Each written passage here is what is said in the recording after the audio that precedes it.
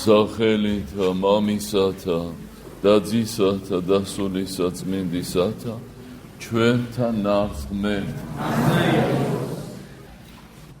ეკლესია გალობდა სწრაფ განუხვენ სინანულისა ბჭენის სულსა ჩემსა მეუფეო სინანულის დღეები დაიწყო მარხვისთვის დიდი მარხვისთვის ამზადებს ეკლესია თავის სამწყსოს სინანულია გადამრჩენელი და გამწმენდელი ადამიანისა და დღევანდელ კვირას ეწოდება მეზვერისა და ფარისევლის კვირა რადგან დღეს წავიკითხეთ იგავი უფლის მიერ მოხმობილი მეზვერისა და ფარისევლის შესახებ და გახსოვთ რომ შევიდა ფარისეველიც ეს წოდება იყო მდგომარეობა იყო ფარისეველთა და დადგა წინ ეკლესიაში და თავს იმაღლებდა და თავის ღვაწლზე მოუთხრობდა უფალს და თავს ადარებდა მეზვერეს რომელიც ტაძარში შემოსულიყო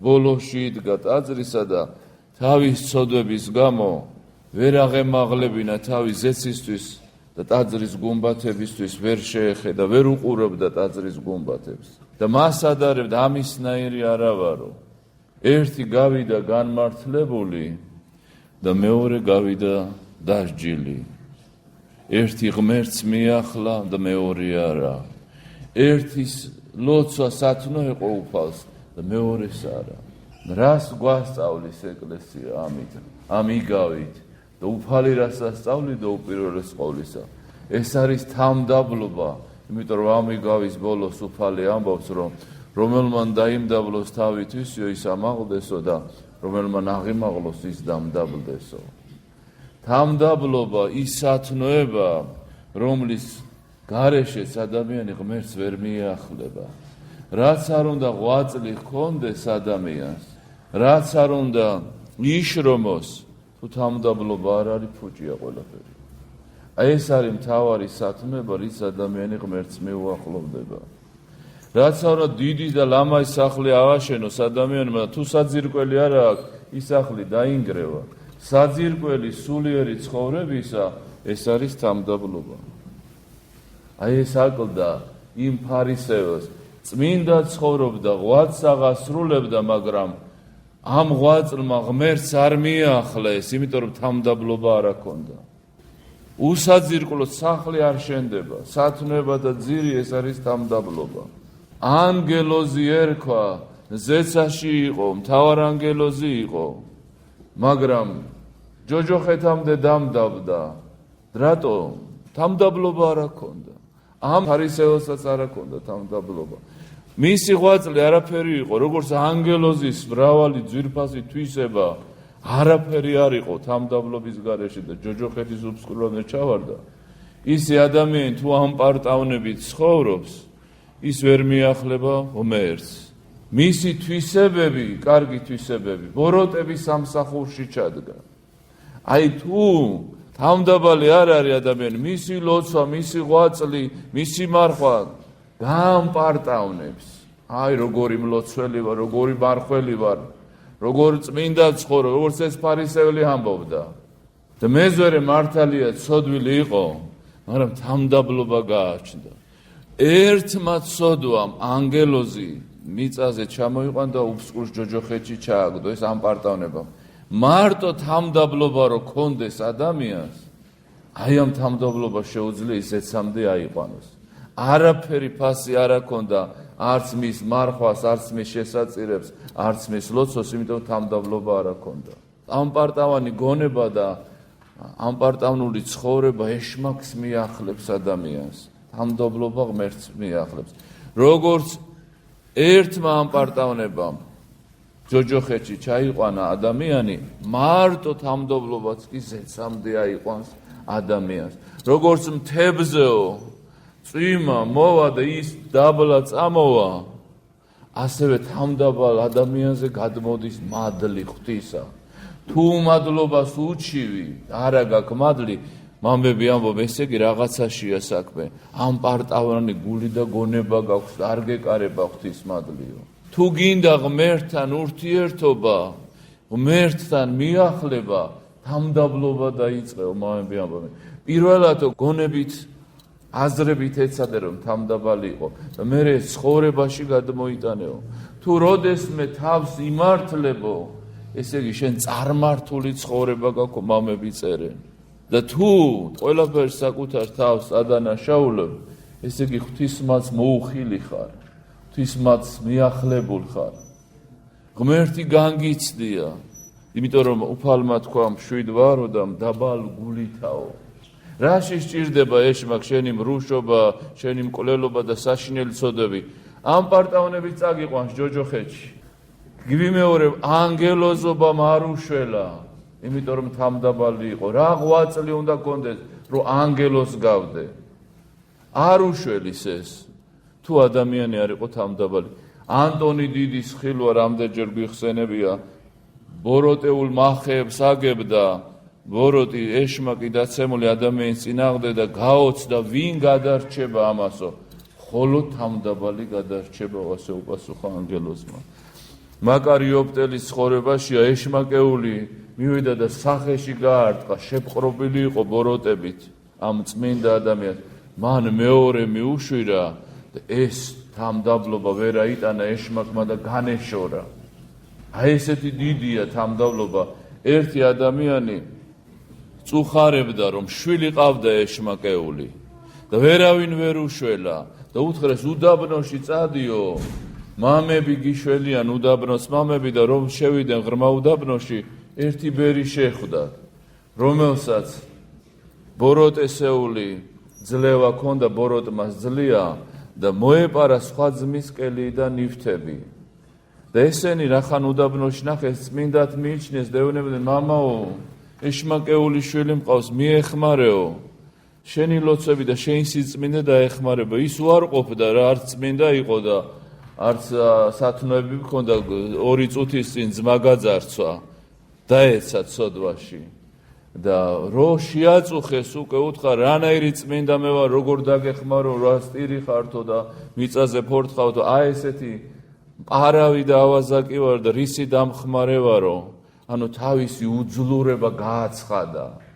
და ამ დროს ბავშვი დავარდა ძირს და ეშმაკმა დატოვა და ეს ბავშვი აღემართა და ჯანმრთელი გახდა და მამები წერენ რომ ამ ადამიანის თამდაბლობას, რომელსაც თავისი ქურდობა და თავისი დაცემულობა აღიარა, ვერ გაუძლო ეშმაკმაო და განვიდა ამ იმისგან. და რა თქმა უნდა მე ესეც წმინდა ცხოვრებით ცხოვრობდა. აი როგორი დიდი საქმეა თამდაბლობა. ეს არის ძირი სათნოებებისა. ამის გარეშე არ ხდება გადარჩენა. აი ერთიც ტაძარში იყო და მეორეც. ერთი ნამდვილად წმინდა ცხოვრობდა, მეორე უწმინდურად, მაგრამ დაიმდაბლა თავი. ართვლი და ღირსაცო თავი მაღლა აეწია. და მეორე თავის საქმეებით ამპარტავნებდა, თავის ცხოვრების წესით ამპარტავნებდა. საძაგლობა იყო უფლის წინაშე ამისი ამპარტავნება და ამისი თამდაბლობა არის მისაღები. ჩვენ ასე უნდა ვიცხოვროთ, რომ არ მოვტყუვდეთ უფლის წინაშე. თამდაბლობით უნდა იცხოვროს ადამიანი და ყველაფერში შეიძლება ადამიანმა გამოავლინოს ეს თამდაბლობა. ყველაფერში, თავის სიტყვაში, თავის საქმეში, ჩაცმაშიც კი ყველაფრით ამპარტავნებს ადამიანი. ჩაცმით იქნება, მეტყველებით იქნება, მიხრამოხრით იქნება, ხმის ტემბრიც კი, აი ხმაც კი გასცემს ადამიანს, თამდაბალია თუ ამპარტავანი ადამიანი. და ვის რაში სჭირდება ესეთი ცხოვრება? თუ უფალს არ მოეწონე, თუ უფალს არ მიახლი, იყავი, რაც გინდა დაგარქვან, რაც გინდა ჩაგაცვან, რაც გინდა გიწოდონ. თუ ეს ჯოჯოხეთში მიგიყვანს, რაც გინდა. თუ გაქებენ და გიხარიაო, ვერა კარგად საქმეო მამები ამბობენ. თუ უპატიოდ, უყურადღებოდ გექცევიანო და შენ ამაზე კი არ ვრისხავ, ამბობ, უღირსი ვარ უფალო, რა დიდება და პატივი მე მეკუთვნის. ერთი უხმარი მონა ვარ შენი. წმინდა მამებიც კი ასე ამბობდნენ, მართლა წმინდანი იყვნენ და თავს იმდაბლებდნენ. მაშინო ესე გიო, უფლისა ყოფილ ხარო, უფალს მიეახლეო, უფალს ეკუთვნიო.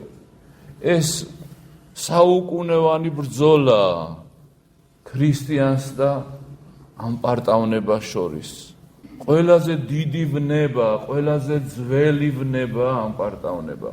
ყველაზე მეტად ადამიანი უნდა უპირისპირდებოდეს ამას, იმიტომ რომ აი ვინმეს თუ სოფელთან შეხება აქვს და ხე მოუჭრია, ის ხე ამოიყრის ღეროს, ფოთლებს, მოჭრი და ისევ გამეორდება და დაუსრულებად გამოვეორდება.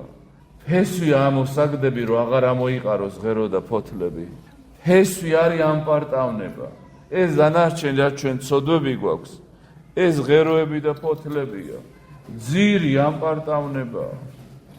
ამ პარტავნებას უნდა დაუპირისპირდეს ადამიანი ყველაზე მეტად საკუთარ თავში. ყველა აღსარებაში უნდა ამბობდეს, რომ ამ პარტავანი ადამიანი. ყველაზე ბოლოს იკურნება ესვნება. ხოლო წმინდა სამება კურნავს ამ ნებას. სიკვდილის ბოლომდე იბრძვის ადამიანი ამ ნებასთან. აი ესეთი დიდი ვნება. ფესვია, ფესვი, ბოროტების ფესვია. და აი ამ ბრძოლაში უნდა იყოს ჩაბმული ადამიანი ყოველ დღე. უნდა უყვირდებოდეს თავის სიტყვასა და საქმეს. ისე უფალს ვერ მიახლებ. აი დღეს უამრავი წმინდანები ჩამოვთვალე და როგორი ცხოვრეს მათ, გაოცდები. ერთი დიდი თამდაბლობის მაგალითია მათი ცხოვრება. ვერანაირი ლოცვა და მარხვა და სხვა ღვაწლი ვიმეორე ვერ აცხონებს თამდაბლობის გარეშე ადამიანს. ამიტომ უფალი გვეუბნება, რომელმან დაიმდაბლოს თავითვისიო, ის ამაღლდესო და რომელმან აღიმაღლოს თავითვისი, ის დამდაბლესო და მოგვანიჭოს უფალმა თამდაბლობა. ეს დიდი ნიჭია, არ იფიქროთ, რომ ამას ვინმე მიაღწევს. უფალმა უნდა დაინახოს, რომ შენ ნამდვილად გინდა თამდაბლობა, რომ ცდილობ თამდაბლად იცხოვრო, ასე ამბობენ მამები. მერტი გაჩუქებს მერე, გიბოძებს, გიწყალობებს ამ თამდაბლობას. არ იფიქროთ ვინმე თამდაბალიო, ეს უდიდესი ნიჭია ღვთისა. უდიდესი ნიჭია. აი ეს უნდა ნახოს უფალმა, რომ ამის მსურველია ადამიანი. ამის გარეშე ვერავინ ვერ გადარჩა, ვერავინ ვერ ცხონდა. ანგელოზობაც კი არ გამოდგა გადამრჩენელი თამდაბლობის გარეშე. არათუ ლოცვა, მარხვა და სხვა ღვაწლი. და აი ამ მარხვაში ჩვენ უნდა გვახსოვდეს მეზორეცსა და ფარისეველიც. უნდა გვახსოვდეს ჩვენი ცოდვებიც. ეს იმას კი არ ნიშნავს, რომ სასოწარკვეთილებაში უნდა ჩავარდეს ადამიანი. არა, მოგიტევათ უფალმა, როცა მღვდელმა ლოცვა წაგიკითხათ, მოგიტევათ, იმიტომ რომ წერია, ვისაც მიუტევებთო, მიეტევებაო, ვისაც შეკრა, შეიკრება, გახსნით, გაიხსნებაო, მაგრამ უნდა ახსოვდეს ადამიანი, ვინ არის, რის სიმქმნელია, რა ჩაუდენია. ეშმაკი ხშირად წმინდა წერილის სიტყვებს წაართმევს ხოლმე გულიდან და გონებიდან. გადარჩენის გზას წაართმევს და ხსოვნას ადამიანს. წმენისა და გადარჩენის საშუალებას ართმევს და მათ შორის ავიწყებს, რომ ადამიანი ცოდვილია. რეები ჩაუდენია ფარდის უკან, ეს დავიწყებულია და ადამიანი მერე თავამაღლებული და ფარისეველი თამპარტავანი. მარადის უნდა ახსოვდეს ადამიანს, ვინ არის, რა უქნია, რომ უფლის წინაშე მეზორესავის თავი დახაროს და არ აღიმაღლოს და თქვას, რომ ღმერთო მილხინე ცოდვილს ამასა და შემიწყალე მე. დღეს რო კითხო, რა ცოდვა მიქმნიო? წმინდანებს რო კითხო, ყველას დიდ ცოდვილი ვართო. წინა კვირას თქვი უფალმა გავიმეორებ, უფალმა თქვა, რომ ძეკაცსა მოვიდა მოძიება და ცხოვნება წარწმედულისა. და წარწმედული არა ვართ, ერთმა ცოდვამ ადამი წარწმიდა და 60 გარეს დატოვა და რამდენი ცოდვა ჩაიდინა ადამიანმა, სიტყვით, საქმით, ფიქრით და ასე შემდეგ. წარწმედულებში უნდა თვლიდეს თავს და თუ ესე ჩათვლის ადამიანი, ვიღაცას კი არ განიკითხავს და კი არ იმან პარტავნებს თავისი ღვაწლით, მარადის თავს დაახრის თამდაბლად და იტყვის, ღმერთო მილხინე ცოდვილს ამას შემიწყალე მე. ასეთებს შეიწყალებს უფალი, ასეთებს გადაარჩენს და ასეთებს აცხოვნებს უფალი ღმერთი. ამინ. და ივემეორე, ისეთი დაგვანახოს ღმერთმა თავი, როგორებიც ვართ და არა ისეთი, როგორც ეშმაკმა დაგვანახა ჩვენი თავი. არა, როგორებიც ვართ, ისეთები დავინახოთ ჩვენი თავი. შეგახსენებთ, რომ მომავალ კვირას დავითობა ორი მღვდელმთავარი მობრძანდება სტუმრად უწმინდესის ლოცვა კურთხევით და ესე იგი ჩატარდება აქვს საზეიმო ლიტურგია. და მე მღვდელმთავრები ქადაგებით მოგმართავენ და დაგლოცავენ. დღეს ჩვენთან დიდი სიხარულია ჩვენ ტაძარში, რადგან სტუმრად არის მობრძანებული ამერიკისა და კანადის ეპარქიიდან, იცით იქ მეუფე საბა ბრძანდება და მასაბარია ეს ორი მხარე, ამერიკა და კანადა და იქ ქართველი მრევლია, ქართველი ხალხია, სამრევლოებია ქართული და ძალიან დიდ საქმეს აღასრულებენ ისინი. ამ ადამიანებში ინახავენ ღვთის სიტყვას, ღვთის რწმენას, ღვთის სასოებას, ღვთის სიყვარულს.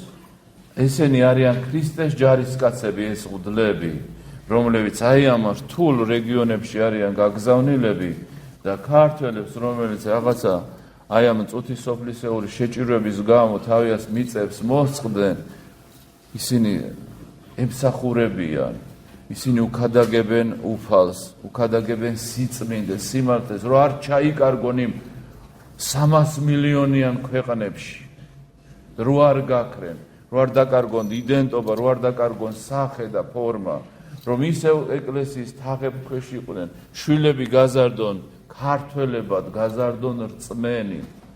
აი ამას აკეთებს ეკლესია. ეკლესიას ძალიან დიდი ღვაწლი აქვს და ძალიან დიდი დამსახურება აქვს საუკუნეების მანძილზე ჩვენი ერის წინაშე და დღესაც იგივე საგრძელებს.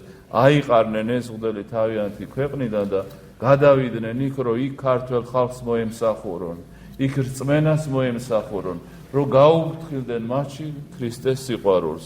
და მე მინდა ვთხოვო მამა თომას, რომ დაგლოცოთ, რომ თავისი მადლიანი სიტყვა გითხრათ და მე მინდა გითხრათ, დღეს წუხარება აქვს, მამა გარდაეცვალა, მოიხსენეთ მისი მამა თამაზი, ახლა შესვენებული, სადაც 2 და 3-ია უფლის სახელით შეკრებილი, იქ უფალია და უფალი მოისმენს თქვენ ლოცვებს და აი ახლა მას ვთხოვ, რომ მამა დალოცოთ ჩვენი სამწყო და მადლობთ ღმერთმა, მშვიდობა, ჯანმრთელობა, გრძელობა მოგმადლობთ თითოეულ თქვენთაგანს, ღმერთის წყალობა და მე ძალიან დიდი მადლობა მინდა ჩვენ ძმებს, მამა იაკობს, მამა გიორგის გადაუხადო, რომ დღეს მომცა საშუალება, რომ თქვენთან ერთად მემსახურა, თქვენთან ერთად უფლისთვის გვევალობა და ღმერთმა მშვიდობა მოგცეთ თითოეულ თქვენთაგანს, როგორც მამამ აღნიშნა, ის მღვდლები, ვინც იქ წასულები არიან, საზღვარგარეთ არც ერთი არ არის ადგილი.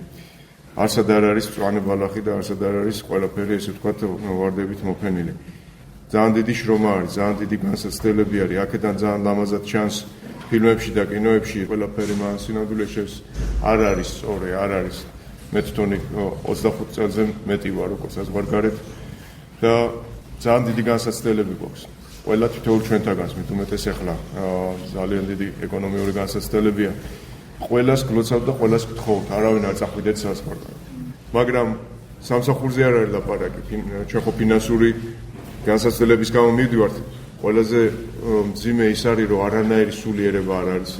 არის ესე რამდენიმე წერტილი, ჩვენი ეკლესიები, რამდენიმე ჩვენი ვთქვათ მოძმე ეკლესიები და იქ კი არის ეს პატარა წერტილები, მაგრამ წარმოიდგინეთ, როგორც მამამ აღნიშნა, 300-400 მილიონი კაცი ცხოვრობს უკვე ჩრდილოეთ ამერიკაში, ცოტა მეტიც.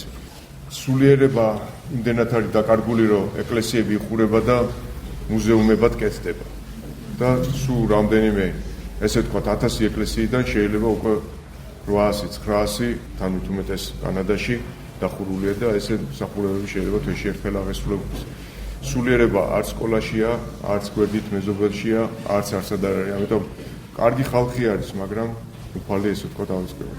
განსაცდელია ძალიან დიდი, ყველას გთხოვთ და გევედრებით. არ აყვეთ იმ, ესე ვთქვათ, ვიღაცა გეტყვის აქ ჩამოხვალ და ძალიან დიდი, ვთქვათ, თანხა გექნება, ხელფასი გექნება, არაფერი არ გექნება, ყველაფერს დაკარგავთ. სულიერებას დაკარგავთ, ოჯახები ინგრევა, 50-60% მეტი ოჯახები ინგრევა და თქო, ჩემ მოძღვრებს, ჩემ ძმებს, რომ ყოველთვის უქადაგონ. ჯობია აქ გქონდეთ ერთი პური, ერთი წყლის კიქა და ბედნიერები იყოთ, ვიდრე იქ დღე-დაღამე მუშაობდეთ და არაფერი არ გაგაჩნდეთ. იქ თუ წახვალთ ვერ დაბრუნდებთ, ვერასოდეს ვერ დაბრუნდებთ. 99% ადამიანისა ვერასოდეს ვერ დაბრუნდება, მიუხედავად იმისა, რომ უნდა იქ ჩავიდეს, რაღაცა შეიძინოს, ჩამოვიდეს უკან. ეს არის ხაპარი. მე თვითონ ვხედავ, მე თვითონ ვიცი, განვიცდი და მე თვითონ აქვს გამოცდილი ეს ამბავი. მადლობა კიდევ ერთხელ მამაოს, ღმერთმა ძალა, მშვიდობა, დღეგრძელობა მოგცეთ. ამ ხელა ბრძოლა არის, ეშმაკთან ბრძოლა არის, იწყება დღევანდელი დღე აღსავალი აღდგომისკენ. თით ესე ვთქვათ, გორის გზას შეუდგებით, რომელიც არის ჩვენი ცხონების გზა. დაიწყეთ დღევანდელი დღიდან, როგორც ფარისეველი ამაყობდა, ისე არ ვიყოთ, ისე ვიყოთ, როგორც მეძვერი იყო, ბოლოში იდგა და ყველაზე დიდი თანამდებობა გააჩნდა. თითოეულ თქვენთაგანს მადლობა. ძალიან გამიხარდა, რომ მოვედი და მანამდე მამაო მოვიდა, ხალხი უკვე ფუძლებდა ეკლესიაში. დიდი ამბავი ეს ეკლესია თქვენი არის, ჩვენი არის, უყელასი არის, თქვენ უნდა მოუვაროთ ამას. თქვენ უნდა მოუვაროთ თქვენ ქვეყანას. არაბები შემოდიან ქვეყანაშიო და დღევანდელ დღეს ოჯახში ერთი შვილია და 4 ძაღლი და მაგის მაგივრად უნდა ყავდეს 4-5 შვილი უნდა ყავდეს. და ქვეყანაში, როდესაც იქნება გავსებული ქართველები და გადავსებული ქვეყანა ჩვენი ერით, ჩვენი ქართველებით, იქ აღარავინ არ შემოვა, ადგილი აღარ იქნება და სხვა ვერავინ ვერ შემოვა. კი, მიდიან საზღვარგარეთ ძალიან ბევრი ხალხია წასული თითოეული ოჯახიდან, 2-2, 3-3 კაცი არის წასული, მაგრამ შვილიერება არის უდიდესი გადასარჩენი საქართველოს. ყოველთვის ეგრე იყო, 10 შვილი ყავდათ, ყოველთვის იცოდნენ, რომ იმ 10 შვილიდან 5 შერჩებოდა, 4, 3 შერჩებოდა და ისაც გამომრავლებელი იყო ერისა და დღევანდელ დღეს ჩვენ ფიქრობთ, რომ როგორ შევინახოთ შვილები, აი ისე უნდა შევინახოთ. ერთი პური და ერთი წყალი არის საკმარი ყველაფრის. ამიტომ უნდა გამრავლდეთ. ქართველი ერი უნდა გამრავლდეს და სხვებს არ უნდა ვაბრალებდეთ, ისინი შემოდიან ჩვენ ადგილებს იკავებენ. არა, ჩვენ აღარ ვმრავლდებთ, ჩვენ უნდა გამრავლდეთ. უნდა მოვითმინოთ, დავითმინოთ. ჯვრისწერაში, შეუღლებაში 100,000 შეუღლება, 50,000 განშორება, 60,000 შვილის ყוლა არის, აბორტი არის, ყოველ წელს ხდება და ჩვენ ვაბრალებთ იმიგრაციაში მიდის ხალხი, თურმე აქ ხალხი იშლება, ოჯახები იშლება და ბავშვებს აკლავთ. აი ეს არის ყველაზე დამაფიქრებელი. ეს უფრო მნიშვნელოვანია ვიდრე იმიგრაციაში წასული ადამიანი. ის ცოცხალი მაინც არის და ამიტომ გთხოვთ, გევედრებით, რომ გამრავლდით, იდღეგრძელეთ, იქმაყოფილეთ ის, რაც გაქვთ. ყველაზე მცირედი ბედნიერები იყავთ. ღმერთსევედრით. თქვენ ეკლესიის გვერდით იდექით და მამებს დაეხმარეთ და დაუდექით გვერდში. იმიტომ რომ ეს არის ჩვენი ერთობა და ეს არის ჩვენი ეკლესია. ღმერთმა დაგლოცვა და გაგაძლიეროთ მამა. You are the social